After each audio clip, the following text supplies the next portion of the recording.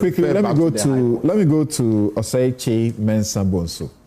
That's a colossus when the rules come to play. Yes, first let's take your view, but without seeking to narrow it to whether the speaker was wrong or right, a quick check, a quick research will show that speakers all over the world, almost everywhere in the world, have been vested with certain powers to issue certain sanctions. And these sanctions could include asking a member to withdraw, and I understand that is when they are making a statement or something of the sort, and they can also include suspension, but a reading around suggests that suspension can only happen after a hearing. What do you say? Now that the minority is challenging the speaker's orders, what's the way out? Thank you very much. I think that the incident which happened last Thursday and indeed in the morning of yesterday, Friday, certainly brings the name of Parliament into disrepute. It is grave and requires to be dealt with promptly. And the Speaker of Parliament is right to have availed himself of the imperative of Order 34 of the new standing order, which provides that despite anything contained in these orders, the Speaker may refer any matter of privilege to the Committee of Privileges and Immunities for examination, investigation, and report. I think the Speaker has, in view of the incident, directed the immediate suspension of the two chief whips for both majority and minority, respectively, and two other members, namely Alasan Suleiman Atampuli and Jerry Ahmed Shai. Their suspension, as you said, is to last for 2 weeks. Now, the question to ask is from where the Speaker is deriving his authority, as I have heard you discussing. The Speaker doesn't quote any rule. In fact, neither the standing orders nor the Constitution grants the Speaker any such authority. The Order 35, which I heard one of your panelists quote, that is on the exclusion of this disorderly member, and he has quoted it rightly when he says that in the opinion of the person presiding over the House or a committee, the conduct of a member is grossly disorderly. The person presiding may order the member to withdraw from the presence of Parliament, and that member shall immediately leave the presence of Parliament and shall not enter Parliament again during the remainder of the day's sitting. So, you see, if an incident happens in plenary, in the when course, the Speaker is presiding, then the Speaker is close the authority to cause the withdrawal of that person from the presence of Parliament, and even that. Oh, we just lost Osei Kyei Mensah Bonsu, so let's get him back. Let's get him back. But in the UK Parliament, in the US Congress, in the Australian Parliament, they appear to have these powers beyond simply asking a member to withdraw, but also to suspend. But again, it must be said that in most of these situations, for suspension to happen, there must be a hearing. Yeah, Honorable Osei Kyei Mensah Bonsu, thanks for joining us back. Sorry, the line dropped. So I was saying that even if it happens in a plenary where the Speaker is presiding, the order for the member to withdraw from the presence of Parliament lasts for the remaining period of the 24-hour sitting day. It doesn't last for 2 weeks. In this particular case, it happened before a committee of Parliament. And indeed, that order ought to have been issued by the chairman of the appointment committee, not the Right Honourable Speaker. Okay. So that is it. And indeed, the Speaker has stated that even before the Committee of Privileges commences their inquiry, he said that anyone found culpable of contemptuous conduct shall be surcharged for the full cost of repairs and replacement, with deductions made from the monuments, including the salaries of members, if necessary. Clearly, the Speaker is jumping the gun. and from the top of his head, he's proffering his own sanction. Whilst we still have you, I want to do quick so I come back to my guest in the studio and also on Zoom. Can you pronounce on the effects or the legal effects of the vetting that happened after the Speaker's orders were issued and brought to the attention of the committee? Is it void? Can those people be sworn in? If they are sworn in, can somebody go to the Supreme Court and get them, removed? What is the effect of the Speaker's own directive? I think we are all indicating that the Speaker has not only jumped the gun, but he has gone outside the prescriptions of the law to impose his own sanctions. In fact, Order 36 provides the sanction regime, and the Speaker has gone outside that, even before the committee sits. So his own attitude and conduct is really, with the greatest respect, questionable. The good thing for us is that today is a non-sitting day. Tomorrow is a non-sitting day. I would plead with the two leaders, the majority and minority leaders, to have a quick meeting with the Speaker to resolve this matter. Because otherwise it may deteriorate. The question I asked you, sir, was that once the order was made, the order is an illegality. It ought not be disobeyed until it has been properly set aside. That's the rule of law, isn't it? If the order itself is an illegality, how can anybody apply it? In the court, we say that even if a judgment is made in error, is wrong, is void, once it's been made, an order is made, the only way to change it is to take the right procedure to set it aside. Otherwise, it must be obeyed. Is the reason why I'm saying I want to plead with the two leaders to have a quick engagement with the Speaker over the weekend to bring this matter to a resolution before the House commences. That's good. But what do you say to the minority's position? They say that they don't intend to stage a walkout in this Parliament. If they have a view and the majority disagrees, they will not walk out, they will stay there and enforce it. We're looking at a situation where the House could degenerate into something else. I think that we have had enough already. So it's coming back to the issue that I brought, that it is time for the two leaders to quickly have an engagement with the Speaker. I disagree with the method applied by the Speaker. His own orders are out of the standing orders. They have no place in the Constitution itself. That point has already been made, sir. But we need to resolve it. So let the two of them have a quick meeting with them over the weekend to resolve it. Did the minority do the right thing when the majority insisted that they wanted to continue with the vetting, to vet extra more people? And the minority says, since we haven't discussed, we haven't agreed, it will not happen. We are not working out, but it will not happen. Were they right? In plenary, before the House sits, the Speaker usually would have preceding meetings with the two leaders. And sometimes he extends it to the broader extended leadership.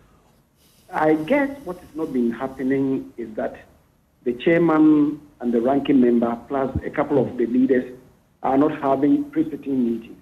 I will encourage them to do that. If they do that, we'll be able to avoid this whole buhar that occasionally blows up. I need your verdict on the particular conduct, this particular case. The minority is clear that the majority was seeking to add on to the list of people to be vetted, and they disagreed because they had not had a consensus. In the absence of the consensus, they insisted that they won't walk out, they will not participate, but they will ensure that the vetting does not continue. Did they do the right thing? Something you and I are not privy to whatever discussions that went on. Whether the list was agreed on or not agreed on, I'm not in a position to tell. No, those are facts that both of them have relayed to us. Mahama Yarga confirms exactly what Habib says. On the list? Mahama Yarga confirms it. That they did not agree on the list. In that case, you have been wrong on the part of the chairman to have insisted. And if it is wrong on the part of the chair, then it would then straighten the path for the minority. But I think the cure for this meeting is to really have pre-sitting meetings and agree on the terms and conditions of engagement every sitting day. Is the minority right to use fiscal force to enforce their protests? I will not encourage physicality, but I will encourage truthfulness and upholding the integrity of the House and the committee. So in this case, they ought to have walked out. I've painted a picture. If you want to give it a title, it's up to you to give it a title. Either they walk out or they sit there quietly without disturbing the process, right? Something. I've painted a picture. However you describe it, it's up to you. Okay. Thank you very much, Osei Kyei Mensah Bonsu. I can understand the passions and the anger informing the decision to continue, even though today you have done so well. Indeed, today you had scheduled to vet 3 people. You agreed among yourselves and then made it 4. Then you agreed among yourselves and you extended it to 6. Unfortunately, the development now makes it difficult to continue and implement the agreement. So I am pleading with you, bear with us.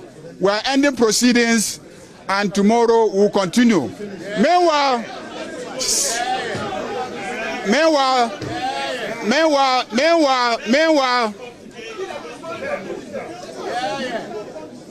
what if they come tomorrow and they do the same thing? Will you stop? They insisted that there will be no break. We can we decided oh, please. You know where the instructions are coming from. I beg you. Please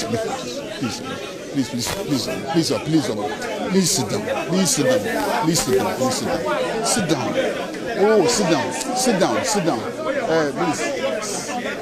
So we are ending it. The leader of the house has spoken. So please, because the machines can no longer function, they've been destroyed. We'll look into that matter, and so we are adjourning to tomorrow at what time? 10 o'clock. We are adjourning to tomorrow at 10 o'clock. At 9 o'clock. So we are adjourning to 9 o'clock tomorrow morning at the Speaker's Conference Room. And we are cautioning the nominees. We are cautioning the nominees. The Speaker's Conference Room is small. There isn't enough space in the Speaker's Conference Room. So please, nominees, don't bring people, because there's no space in the Speaker's Conference Room to accommodate the numbers that this conference room can accommodate. So thank you very much. Let's go. That is the majority leader. Try and speak to the minority leader, Alexander Afenyomakin, and try and get some indication from him if he's so minded to speak. If he has, Bernard here for Chairman. Honorable Chairman. What do you make of all the things that Bernard here for not willing to speak? Minority leader. I mean, this. You insisted that the vetting will not continue. Looks like you're minority leader and other person. Minority leader. Roxy Nelson, okay, Roxy Nelson also not ready and willing to speak. We'll try and speak to the minority leader and get some understanding of minority leader. What do you make of all that has happened? Well, for me, we have our right to ask the relevant questions. You are aware that some of the nominees, we don't even ask them questions. Where we have to ask the relevant questions, we'll ask. nothing will stop us from asking the necessary questions. It's not every nominee. Some of their nominees spend 5 minutes. NDC is always up to intimidating people. They think that they must always bully. We will not accept any bully. They can call us micro-minority. They can say whatever they want to say. We've been cooperating with them. Today we agreed to do 3. The clerk to the committee is a partisan clerk. Indeed, she is a typical NDC. She agrees with them, and then she advertises and informs people to come. All the practice has always been that chairman ranking would agree as to who and who will come. Yesterday, there was no agreement. The chairman was with me, no meeting. Then in the night, 10 p.m., the clerk advertised 10. This morning, my deputy was here. They had a pre-sitting. They agreed to 3. Later in the afternoon, they said 4. And then again, they said that, oh, let's compromise on 1 more. We said, okay, then he made it 5. Just as we finished the 5th, we realized that they've paraded several other nominees, dressed, and then they thought that we will boycott. We will not boycott. We will not boycott. We will not boycott. I'm saying that we will not boycott. Thank you very much. That is the minority leader there. Minister, I mean, you've seen the things that have gone on here. This is not good scenes for the Parliament of Ghana.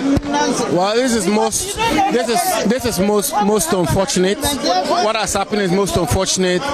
There was an agreement, and the minority leader was following through with the agreement as a ranking member of this committee. I believe that vetting and interrogation is for the good of the country. If somebody is nominated to become a minister of state, he's occupying a high office, and therefore it requires proper interrogation and vetting. They should allow us to vet them, and the ranking member and the minority leader is doing just that.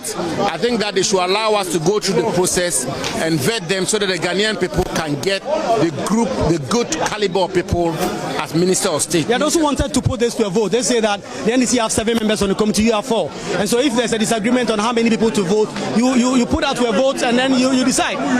But it's 11 p.m. now. What kind of effective work can you do at 11 p.m. when you started at 9 a.m.? Let's also be practical. The law was made for man, not man for the law. Right, so the NPP MPs in here about to go out together in Honorable Santampuli. Honorable Santampuli, what do you make of what has happened here? The NDC MPs say that you people have just decided not to allow them to vet their ministerial ministers and form their government.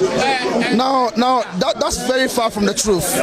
Now, let me tell you what happened. When these nominees were presented to Parliament, the regular thing that is done is that under the standing orders, the names are published for 2 weeks to receive memoranda from the general public.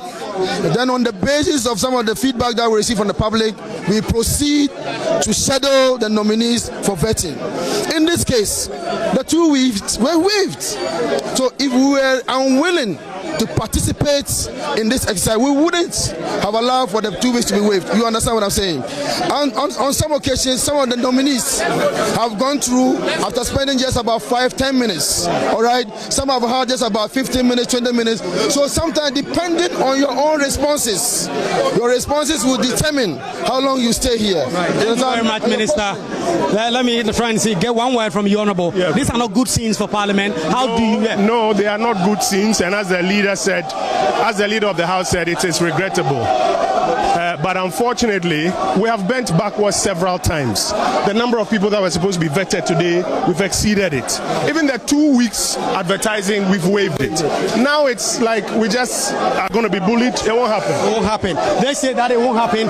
You see here in the corridor a lot of the NDC supporters who don't have a lot of printable words about the minority MPs. I'll come to you pretty shortly.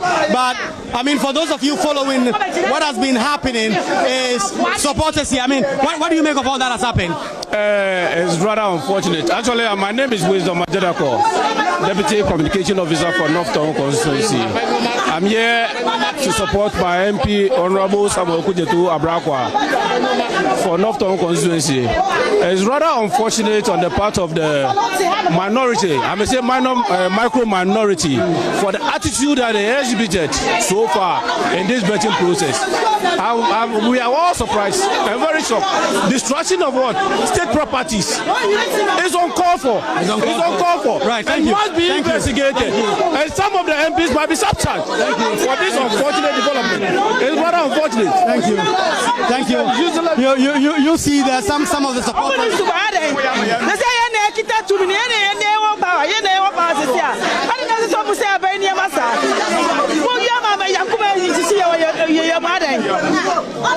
Right, these party supporters obviously not happy about all that has been happening here. They say that some of them are really disappointed about the conduct of the NPP in this committee. And you look at what happened, and for those of you just joining and trying to follow us, there's a lot of chaos from confrontation about all that has been happening, even as more and more people. And so you see supporters, they are not happy. They are not happy at all about all that has been happening. And we will try and get to speak to more party supporters who are here, not happy at all, angry about what they've witnessed here. And a lot of them really are taking a very tough stance on the minority for what they believe is the confrontation and the violence that has ultimately plagued this process.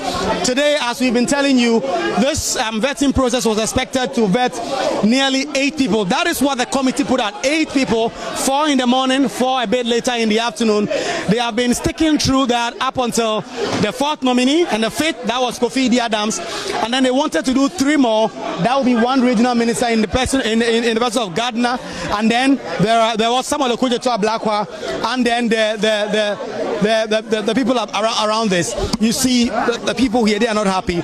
And so when the NDC decided that they were going to continue the vetting, they were going to vet 3 more nominees to add up to the 8 that they had decided to vet. The MPP MP said no to that. They were not going to allow Kwabena Minta Kando, Samuel Okujetu Blackwell to be vetted today because they believe they had done enough work for today, for which reason they were not going to allow that. The NDC MPs insisted that this vetting process must continue. This vetting process must be seen to the end, and all the persons that he had scheduled to vet today must all be vetted. This is something the MPP will not agree to, and that is what led to confrontation with a lot of scuffle with speakers being broken. Look at all this. This is a microphone that is being used here. All of them completely destroyed because there was a lot of push from MPs all around this space who simply were not going to allow that. Listen, it's very simple. If the minority thinks they are tied, they should walk out of parliamentary proceedings. It's simple as ABCD. And I've been saying, my bro, I'm pleading to His Excellency John Dramani Mahama. This one is a big proverb.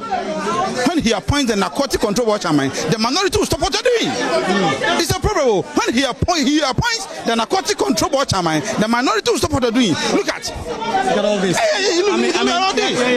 What about you? What do you make of what has happened? No, when they say they are tired, who are the people who?